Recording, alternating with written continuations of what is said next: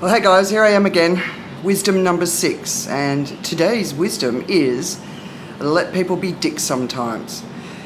This is actually a crowdsourced one. I had the wonderful opportunity to spend some time with Katie and Simon Hudson, two of my favourite people in Phuket, and of course my love Steve Johnson and Kyoko. And we were talking about the wisdom so far, and it was really fascinating to hear what other people have been taking away from what I've been sharing so far. So thanks for that, and yeah, surprising sort of takeaways. The music one in particular, people found that one very empowering. So be proud of the music that you love, no matter how corny it is. Okay, so let people be dicks sometimes. So this should be a quick one today versus my long one yesterday. But basically, you know, sometimes we're dicks. Sometimes we behave badly. Sometimes we're out of character, we do stupid things, say stupid things, we're hard, we've got an edge. And it's for so many reasons, you know. Obviously, if you're a dick all the time, it's a different story. But if it's just, you know, a sort of a what's going on with that person sort of moment, let's ask them. Let's say, are you all right?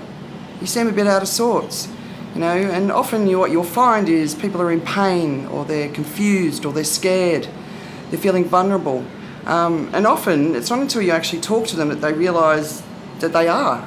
They've just been feeling out of sorts. So, yeah, it's just something that's I've noticed all the way through my life, both the way I respond to people being dicks as well as being a dick myself. So, a couple of examples for myself.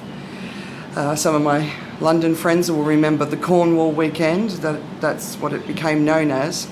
I was invited away with a group of girls, and I basically said, no, I'm not in the frame of mind to do it, because I was out of work, I was really stressed, I was really broke, I couldn't afford to go.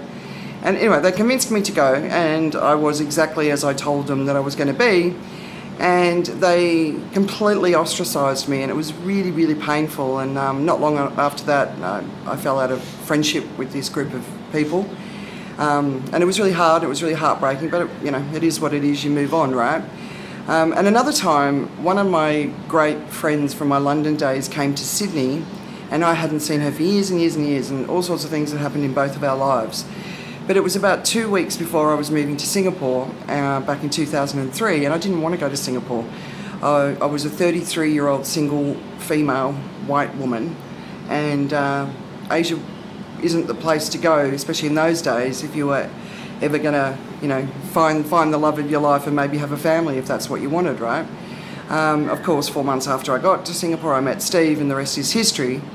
But at this particular night, when I caught up with this lady, I was hard, I was edgy, you know. I wasn't myself, and I explained it to her, and I said, I'm not me, you know. I wasn't light. My humour was dark. It wasn't its usual sort of silliness. So, but I never heard from her again. So it obviously had a real impact on her, and she's taken away that that's who I had become. And I think that's what we do, right? We lock people in to where they were on a particular day or at a particular phase of their life, and we don't allow them to grow and evolve from that. And I think that's a real miss for all of us, and I think we can do better. So if you come across someone who's been a bit of a dick, just ask them, are they all right? Do they need help? Probe. See if you can identify the cause of their angst. And, you know, I think a lot more people would be a lot happier in their lives if we just ask some of these really simple questions like, how are you? You know, when you look around the world, things like suicide are up everywhere, in every country, in every culture, right? So people are lost. They're fearful. You know, people have got eco-anxiety. The future of work is looking at taking away a lot of jobs.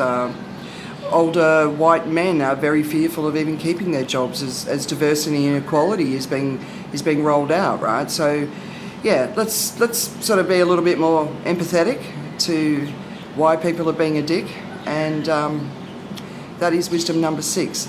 Let people be a dick sometimes. So here I am from Singapore. I'm going to be here for a few days. I'm going to be running around like a mad woman, but I will be still doing my videos every day, no matter how crazy it gets in the next few days. All right, I will see you tomorrow.